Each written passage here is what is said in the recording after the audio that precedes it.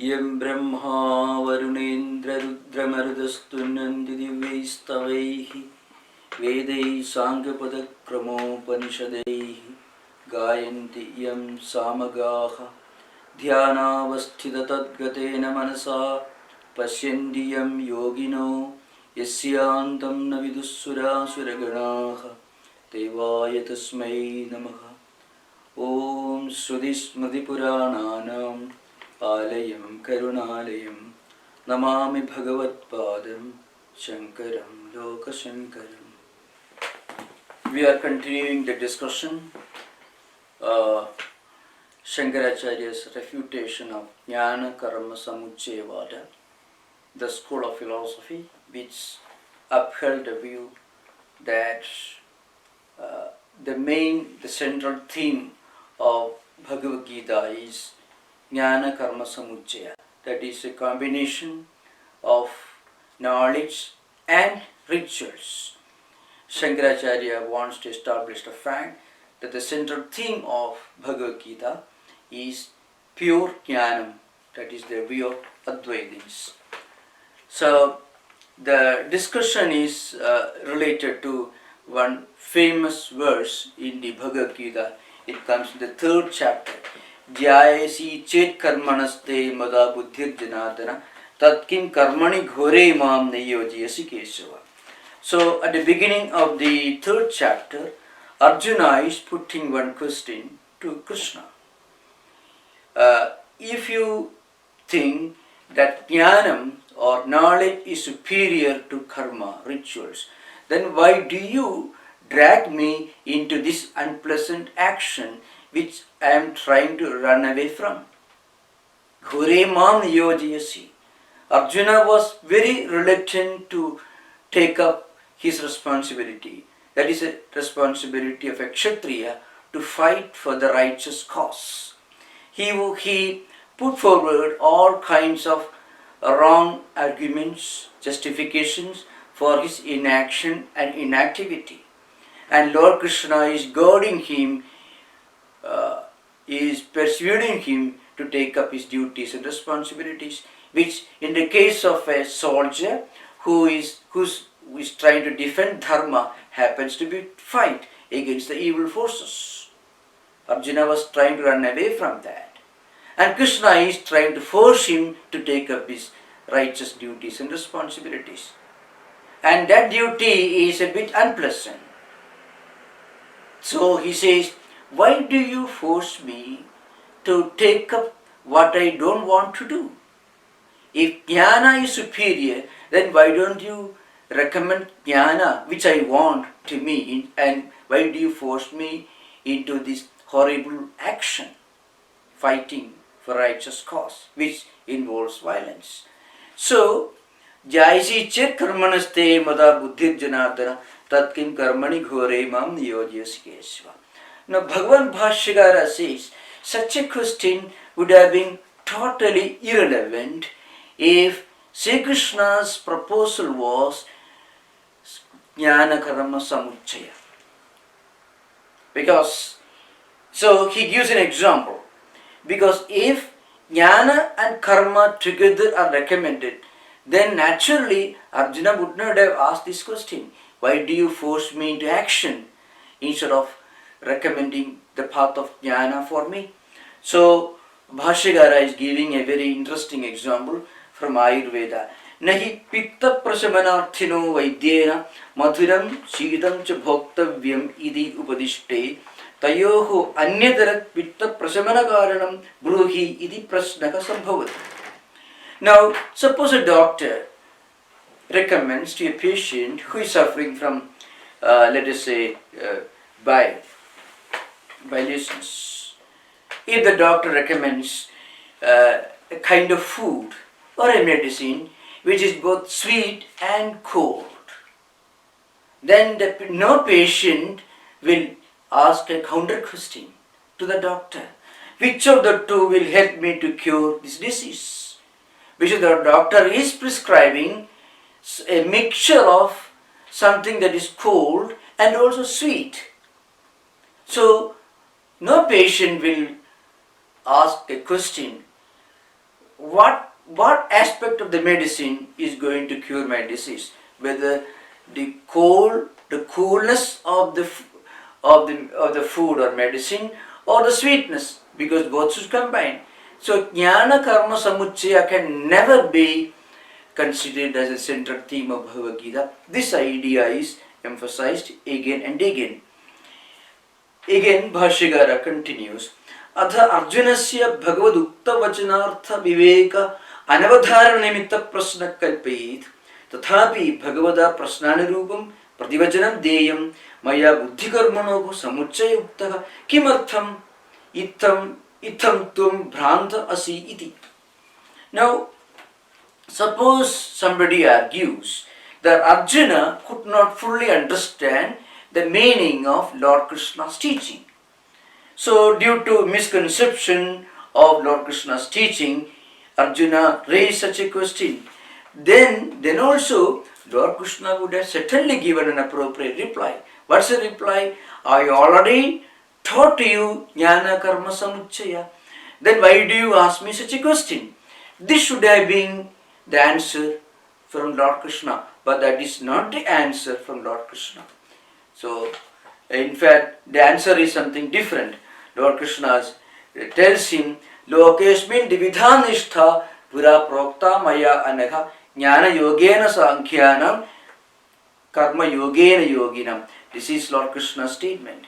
So, I already taught in the very beginning of creation these two parts, jnana and karma. So, such an answer would have been totally irrelevant if Lord Krishna's recommendation was Jnana Karma Samuchaya. So this idea is put forward again and again.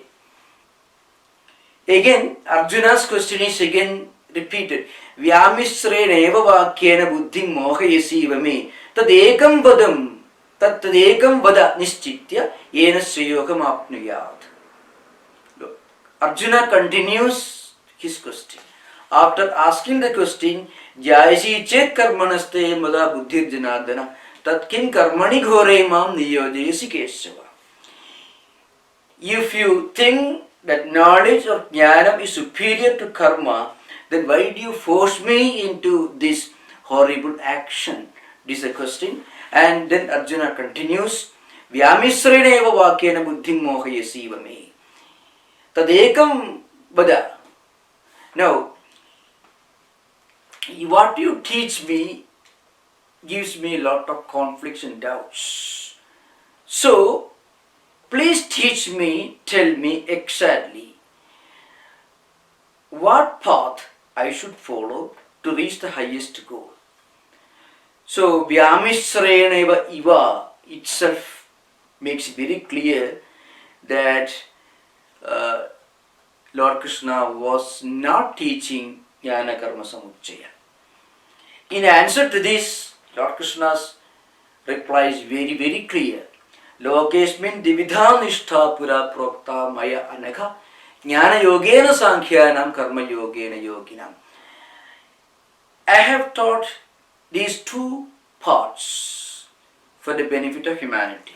In the very beginning of creation, I have taught these two paths. The path of Sankhyas to those who are aspirants of knowledge, and the path of devotion, and the path of karma to those who belong to an earlier, a more, I may not be proper to call primitive, but an earlier level of evolution.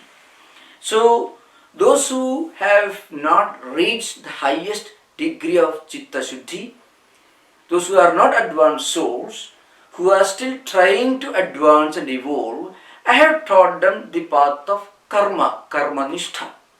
And those who have reached a higher level of spiritual evolution, who already transcended the realm of rituals, either smartha karma or saudha karma, for them I have recommended the path of jnana, of knowledge.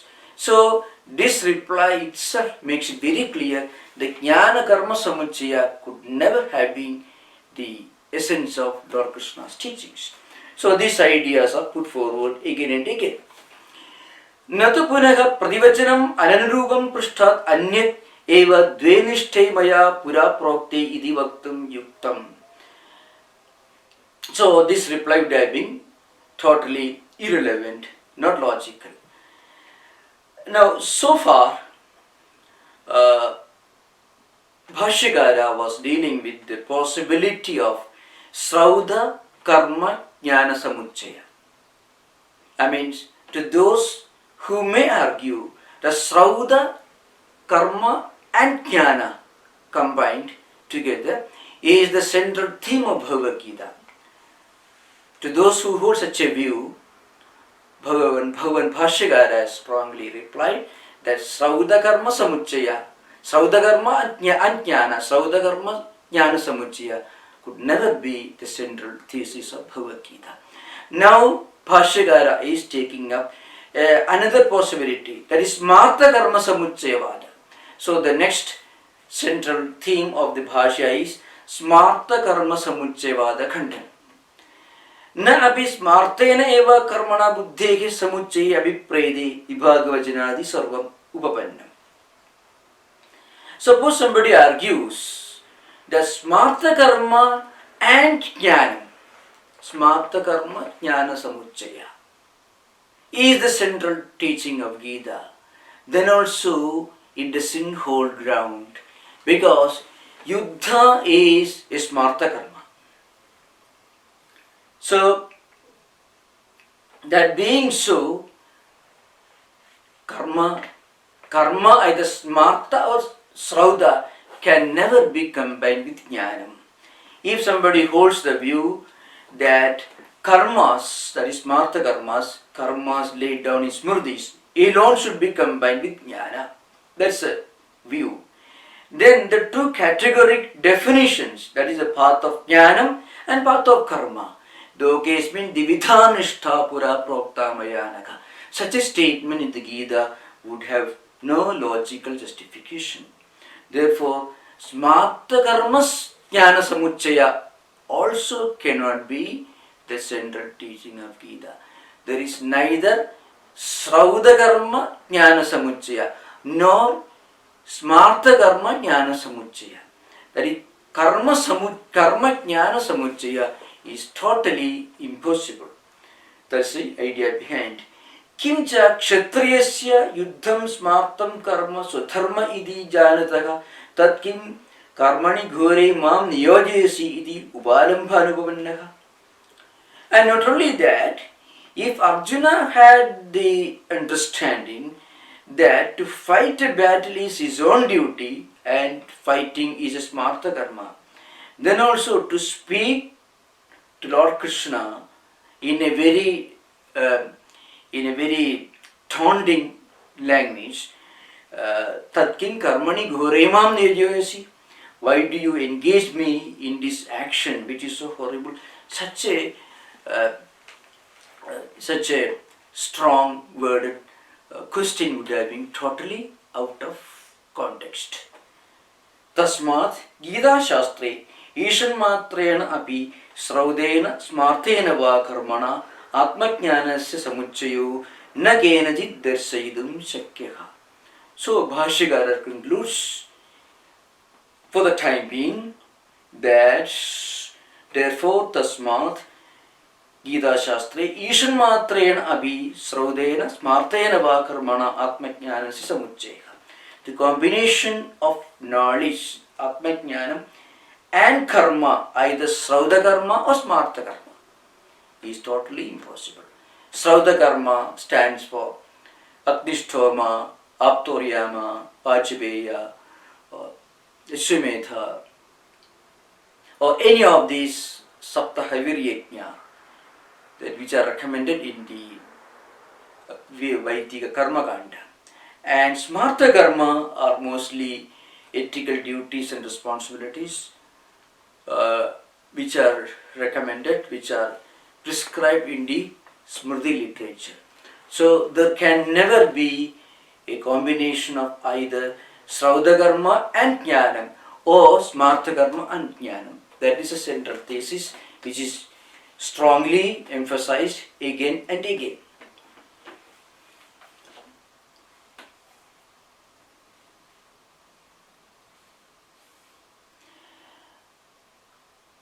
Tasmat Gita Shastre Ishanmatrena Abhi Sraudena Matena Va Karmana Atmajnanasya Samuchega Nakenajit Dersaidum Shakyaka. So, this is one aspect of Jnana Karma Samuchevada Khandana, the refutation of Jnana Karma Samuchevada. Now, another subject is being taken up.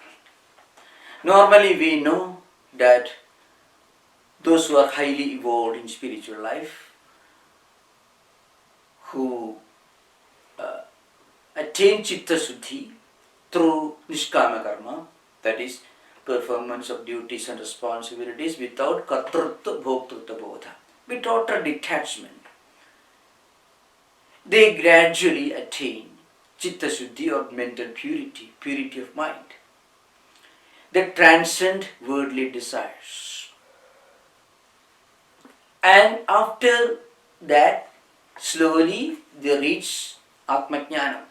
Karmanishthayaha Chitta Suddhi Dvarena Purushartha Hedutam Na Swatantrena Jnananishtha tu Swatantrena Purushartha Heduhu Anyaya Apeksha.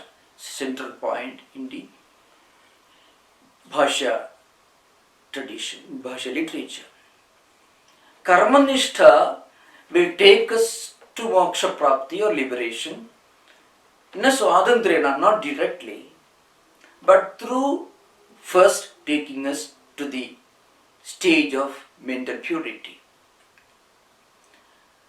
If we constantly do all our duties and responsibilities with total detachment, without thinking that we are the karta, we are the doers of our actions, and we are the bhoktas, we are going to enjoy the results of our actions.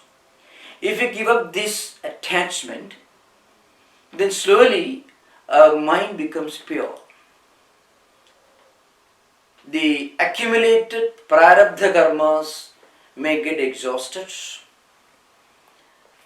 and agamiga karmas will not be accumulated, because when we perform our duties and responsibilities without any attachment, with the total conviction that we are we are not the either karta, we are not the doers or enjoyers of our actions or the results, then naturally mind becomes pure. So when mind becomes pure, it's called the attainment of Chitta Suddhi, then naturally Jnana Prapti is the next thing that will happen.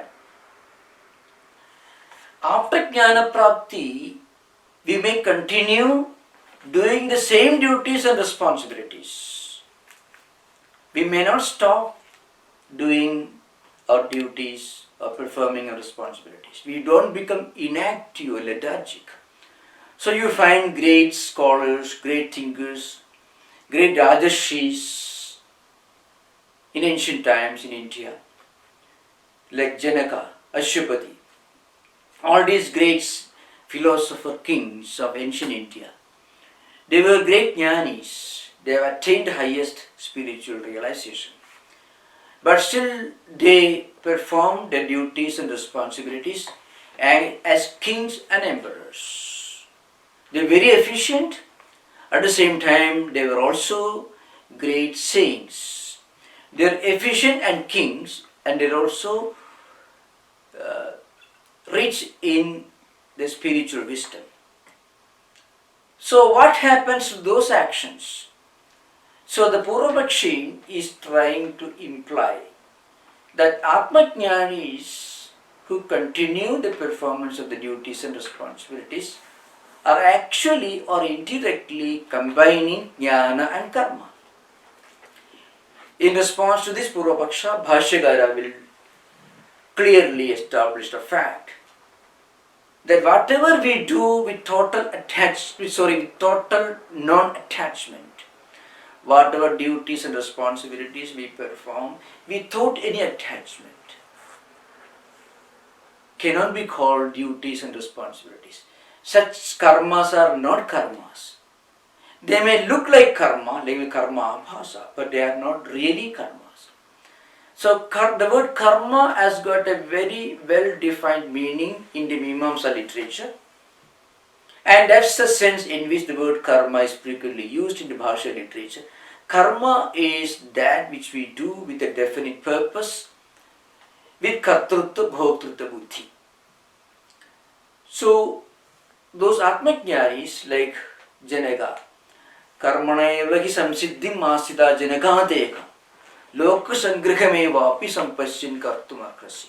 So the third chapter makes very clear. Great kings, great philosopher kings in ancient times, they did their duties and responsibilities with total non-attachment, total freedom from any selfish desire. And they attained Chitta Suddhi, then they got Atma Jnanam, and they continued doing their duties and responsibilities as kings and emperors. So Purvapaksha is trying to imply that even after Atma Jnana Prapti, they were doing their duties and responsibilities. So don't you think it is some kind of a Jnana Karma Samuchaya? Bhashyagara says it is not Jnana Karma Samuchaya, because actions performed by great Atmajnanis are not actions.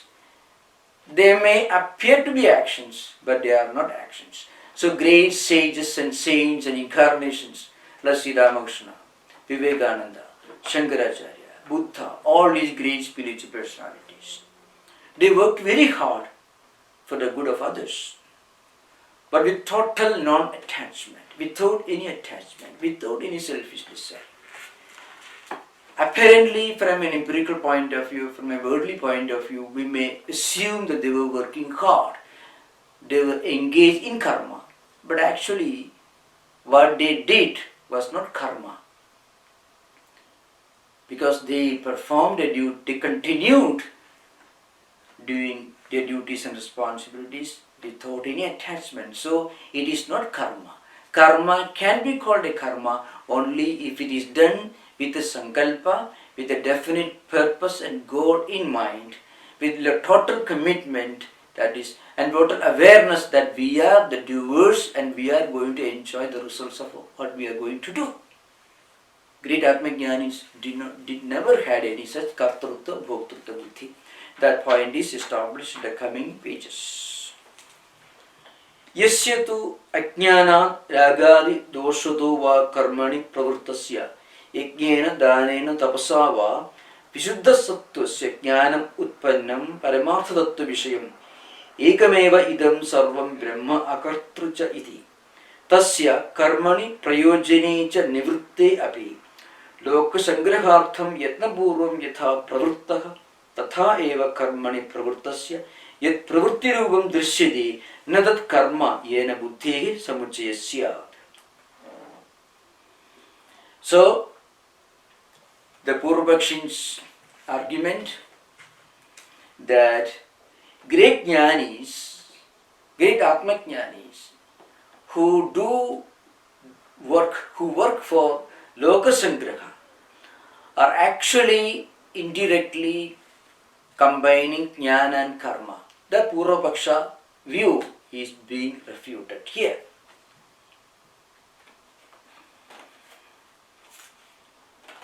So the discussion continues.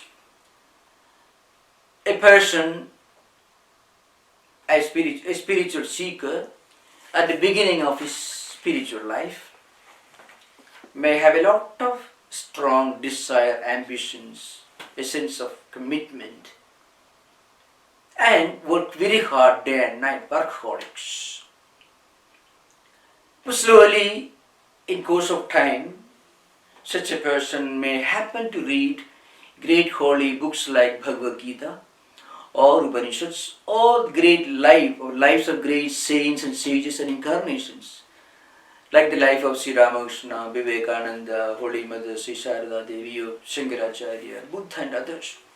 And then they may develop an interest in performing the duties and responsibilities without any desire. So there is a gradual evolution from a state of performing duties and responsibilities with desire to a higher stage of performing the same duties and responsibilities without desire.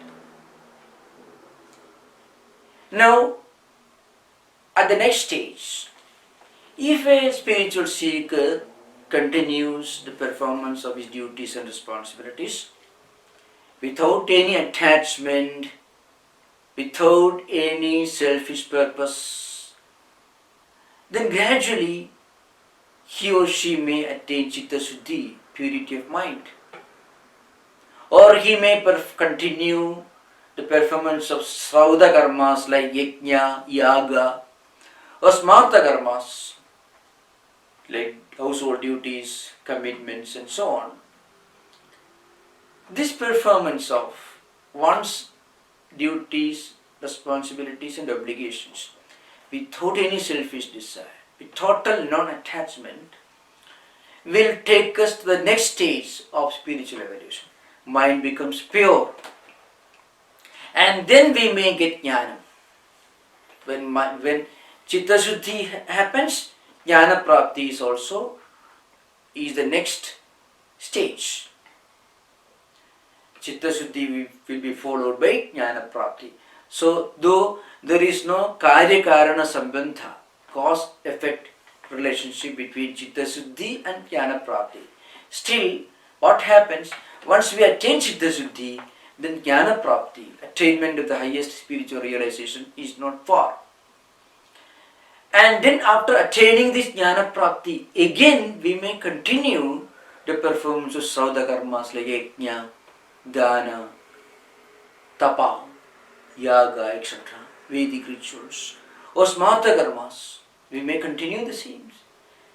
Those actions performed after attaining Atma Jnanam cannot be called actions, because those actions do not produce any vritti in our chitta, mental system. Normally, whatever we do with a strong attachment, with a selfish motive, it registers a strong impact, a residual effect on our mental system. It's called a vritti, and it can become a samskara, and samskaras become vasanas, and they constitute our real character, and we are born again with these accumulated, inherited samskaras and vasanas, and we continue our actions, our movements, our life according to the samskaras and vasanas that we have inherited. This doesn't happen for an Atmajnani. An Atmajnani may work for the good of the world, Loka Sangraha, but he won't be affected by any of his actions. That point is made clear here. Yasya tu ajnanat ragadi doshato va. Maybe some people, because of the ignorance or the evil of attachment, karmani pravrittasya yajnena danena tapasava visuddha sattvasya jnanam utpannam paramartha tattva vishayam ekam eva idam sarvam brahma akartra iti.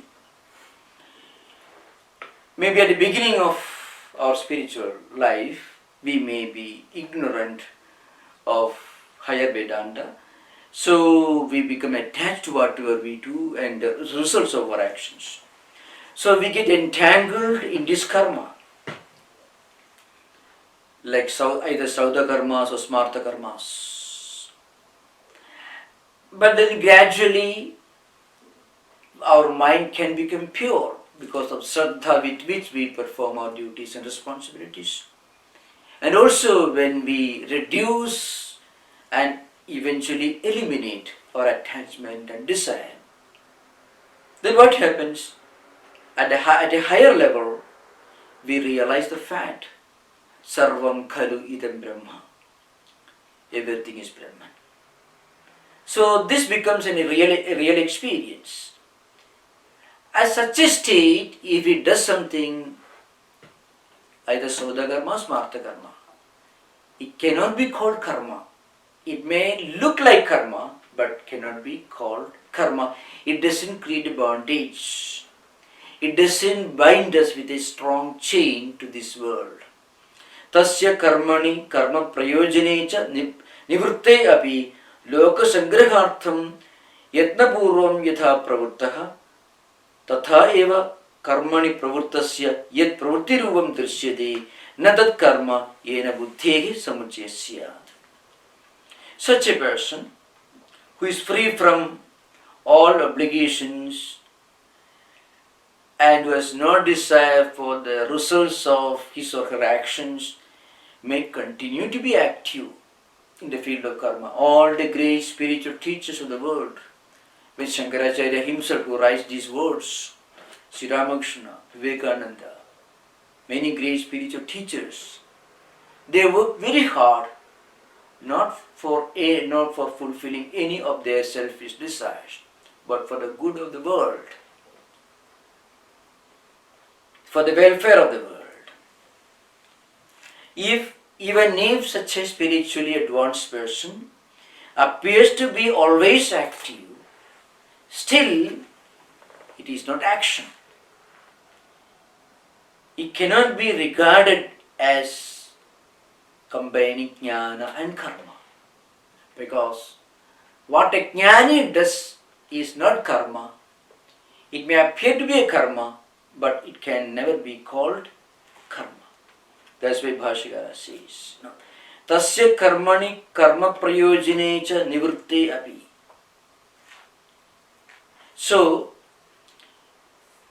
he has no desire for any of the results. Still he may be active. Yatha bhagavado vasudevasya kshatra karma chestidam na jnayena samuchiyade purushartha siddhaye tadvat phalabhisandhya ahankara abhavasya tulyatvad vidushara. So, here of course Lord Krishna himself says in the Gita, Name parthasti kartavyam trishu lokeshu kinchana nanavaptam avaptavyam varte evacha karmani. It comes in the 3rd chapter. Lord Krishna himself says, he was the supreme jnani, I don't have any obligations or duties or responsibilities in any of the 3 worlds. And there is nothing that I want to attain. There is nothing that I have not attained. Still, I am always engaged in action. Name mama partha na asti na vidyate kartavyam trishu abhilokeshu kinchana kinchitapi. Kasmat na anavaptam apraptam anaptavyam prapaniyam tathapi varte evacha karmani aham. Varte evacha karmani. Bhashyam says, there is nothing that I have to attain, Lord Krishna says. So the commentary by the Bhagavan Bhashyam says, Name partha na asti na vidyate kartavyam. And na apraptam na vaptavyam. Nothing that I have not attained, nothing that I want to attain. Still, I am always active. And Lord Krishna gives the answer. Why should a great jnani, a great incarnation, though he is the embodiment of the highest supreme realization, he has attained the knowledge that he is akarta, abhokta, atma, still he is always active. Yadi hyaham navarteyam jadu karmani adantritaka mama vadma anuvartande manushyaha partha sarvasyaha. It is for the good of others, as an example to others. Lord Krishna says, if I do not do my duty, then what happens? People who look upon me as an ideal, those who follow my path, may become totally inactive. And that will be a disaster for the rest of the world. Therefore, the highest jnanis, the highest men of spiritual realization, even after attaining the highest jnana, are always active, but they are not working for their own good. They are working for the good of others. They are working for the welfare of the whole universe. That's the main difference here.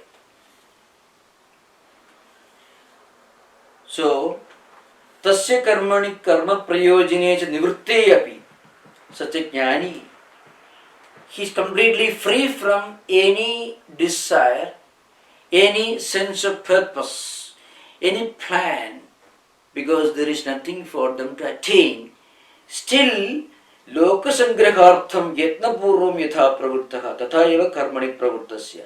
Yat pravurtiruvam dusyate natat karma. It's not karma. It may appear to be karma, but it is really not karma.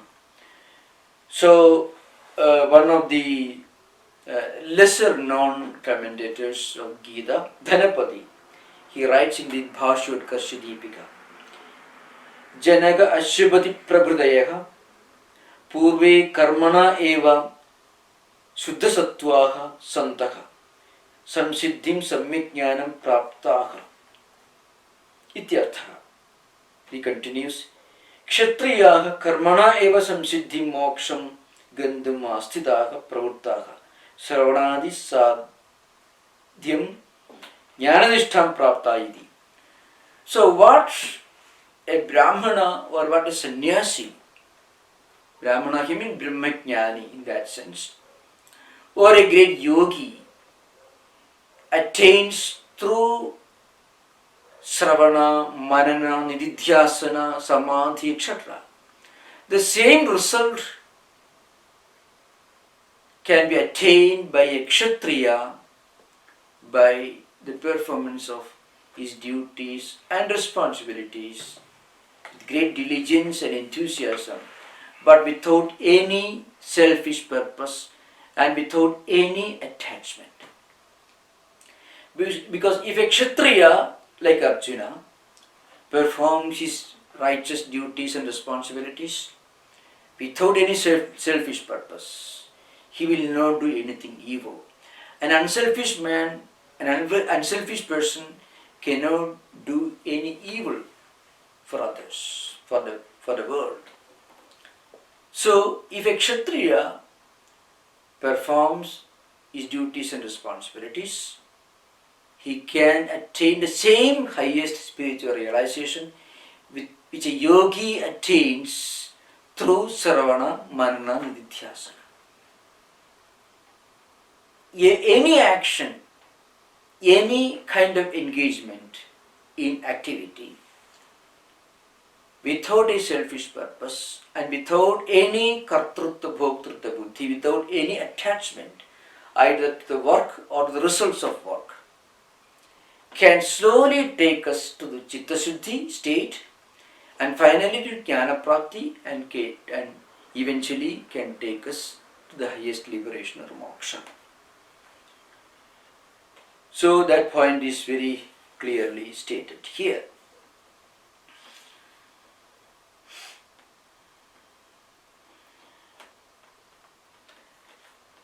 यथा भगवतो वासुदेवस्य क्षात्र कर्मचेष्टितं न ज्ञानेन समुच्यते पुरुषार्थ सिद्धये तद्वत् फलाभ्युसन्ध्य अहंकार अभावस्य तुल्यत्वात् विदुषः. So just as the activity of great spiritual teachers like Lord Krishna, which may be called Kshatriya Karma, because by virtue of his position he is a Kshatriya. It may not be called Jnana, may not look like Jnana at the beginning, but still it is a Purushartha. It can slowly take us to the highest spiritual realization through Chitta Shuddhi, Jnana Prapti. So, what such a great spiritual teacher, after attainment of the highest realization, does can never be called karma. Tattwavittu na aham karomi iti manyate na ja tat phalam abhisandhate. So Tattvavidya Mahabahu verse is quoted here. A spiritual seeker who has realized the highest truth never thinks I am doing something, and he doesn't have any desire for the results of his actions. That point is also made clear. Yathacha surgadi kamarthinaha agnihotradi kama sadhana anushtanaya ahidagnehi kamye eva agnihotrado pravurtasya sami krute vinashte api kame tadeva agnihotradi anudishtadaha api nadat kamyam agnihotradi bhavati tadhaja darsayati bhagavan kurvannapi nakarodi nalipyade iti tatra tatra. Now Bhashya continues. Suppose a person who reads the Vedic injunctions like Surgagamo Yajeda, those who want to attain Surga, those who want to go to heavenly pleasures, those who want to attain heaven, should perform Agnihotra.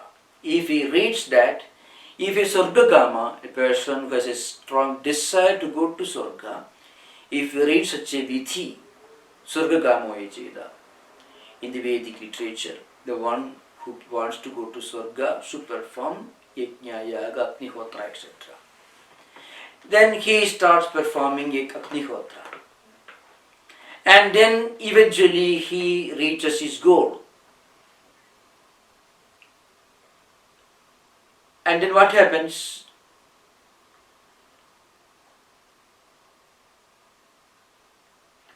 In the process of performing a performance of Agnihotra, suppose he, because of his samskaras attained in previous life, even during his life in which he is always engaged in Agnihotra, he happens to attain Chitta Shuddhi. I mean, after finishing the preliminary rites, rituals, even if his desire to attain Surga suddenly disappears.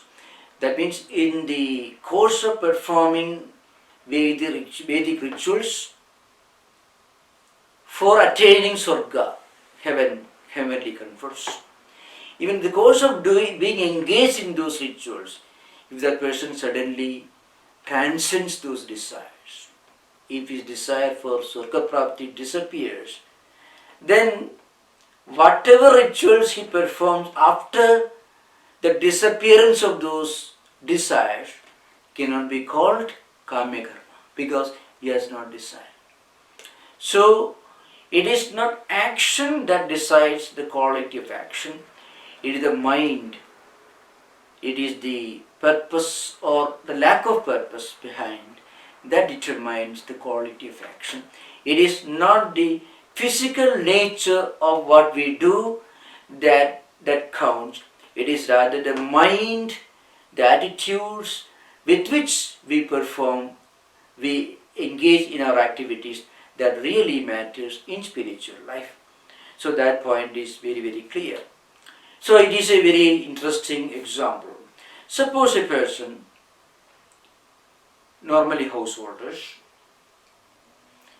reads a vidhi, an injunction in a Vedic, in the Karma Kanda. That means Surgagamo Yajeda. If you want to go to Surga, then you should perform Agnihotra, you should perform Vedic ritual. And then he starts perform this performance. Even while being engaged in this performance of Vedic ritual, suddenly he transcends that state of mind. If he becomes completely free from any desire, if all desires for going to heaven disappear, then from that time onwards, whatever he does cannot be called Kamya Karma. It is called Kamya Karma only so long as he has a strong desire to be attained through the performance of that karma. The moment that desire disappears, it can never be called kamya karma. Abhi na tad kamyam agnihotradi bhavati. So even agnihotra ceases to be kamya karma the moment all desires vanish, disappear from our mind.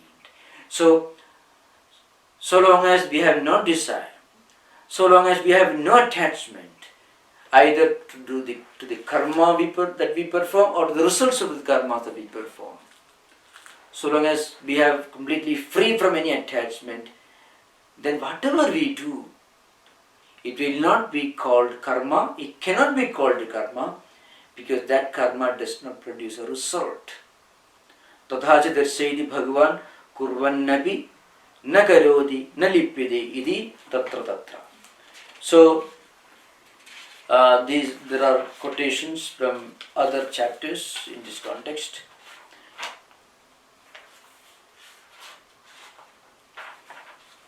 Kurvannapi na lipyade, that is the Bhagavad Gita 5th chapter. And naiva kurvan nagarayan. All these verses are stated again and again. 5.7, 5.30.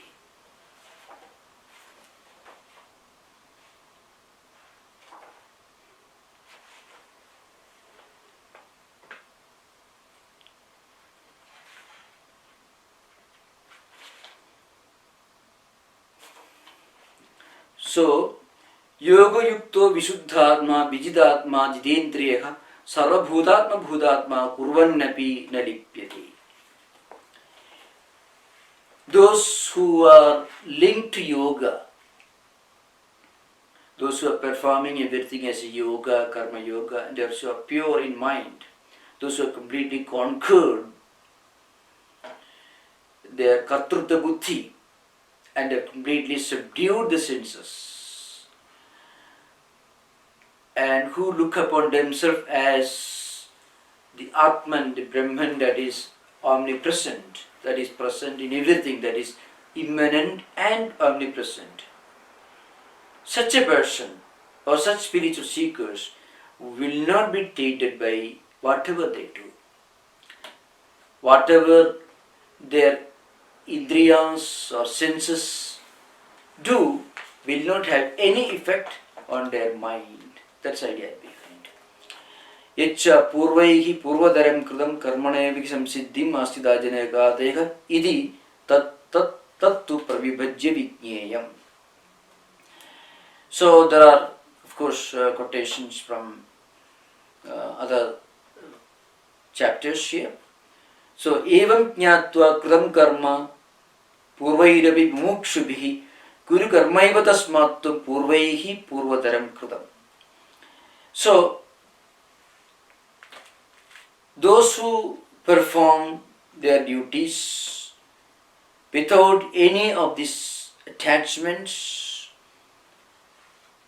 those who have given up all their ego, whatever they do will not have a binding effect, will not bind them. That's the idea behind. Now, Purva Bhakshini is asking us question, Tat Katham, how does it happen? So, how do you understand this difference? Yacha purvaihi purvadaram kridam karmanayavik samsiddhi masda janagadaka idi tattu pravibhajya vijneyam. So, here Bhashyakara says, so these statements should be understood in their proper context, in their proper appropriate context. So Purva Bhakshini asking the question, Tat Katham, how to understand this in this particular context, Pravibhajya Vijneyam. In answer to this, Bhashya says, Yadi tavat purve janakateha tattvavidaha api pravritta karmanaha syuhu te logra sangrahartham guna guneshu vartanti idi jnanena eva samsiddhim astitaha. Karma sannyase prapte api karmana saha eva samsiddhim astitaha na karma sannyasam kritavanda idi esartha. So here is a reference to ancient kings and emperors like Janaka. There was a philosopher king mentioned in the Bhagavad Upanishad. They were great Tattwajnanis and they were always active. Though they were great rulers, always active, always efficient, still they never thought that they were engaged in action. They never thought they were the Indriyas. Normally, when we make a statement, well, I am doing this work, actually the work is done by the senses and mind together. The mind and senses come together, we do a work. And mind is only reflecting medium for Atman. So actually all actions are done by senses. So when we normally make a statement, I am doing this, I am engaged in some kind of activity, it is the indriyas, or which is the senses, which are actually involved in action. So we identify ourselves with the indriyas, which are engaged in action. We forget the fact, or we are not aware of the fact that we are the Atman, which is beyond kartrutva and bhoktrutva, which is by its very nature akarta. So the akartrutvam, the non-doership of Atman, is forgotten, and we identify ourselves with the indriyas, which are always active. But great philosopher kings who were always working, doing their duties and performing their responsibilities as kings and emperors, had already attained the highest Atma-jnana. So, yadi tavat purve janagadeha tattvavidaha, they were great tattva-jnanis, pravarta karmanasya, they were always active. So, what was their purpose? Lokasangrahartham, for the good of others, for the welfare of others, welfare of the whole world. So, they always thought guna guneshu vartanti. These indriyas are engaged in different indriyarthas, vishayas, gunas. That was their conviction. They were fully aware of the fact that they are the Atman. And they thought the actions are being performed by the indriyas. Guna guneshu vartanta idi jnanena eva samsiddhim astitaha. Through this non-attachment and total freedom from selfish desires, they attain Atma-jnanam, samsiddhim astitaha. Karma sannyase prapte api. Though they have reached the highest degree of karma sannyasa, because Tattva-jnana is possible only through real karma sannyasa, still they were always active. So it shows it is possible for us to do our duties and responsibilities even while thinking that we are the Atman, we are not the Indriyas. That's the idea behind. Om Shanti Shanti Shanti Harihi Om Tat Sat Sri Ramakrishna Arpanamastu.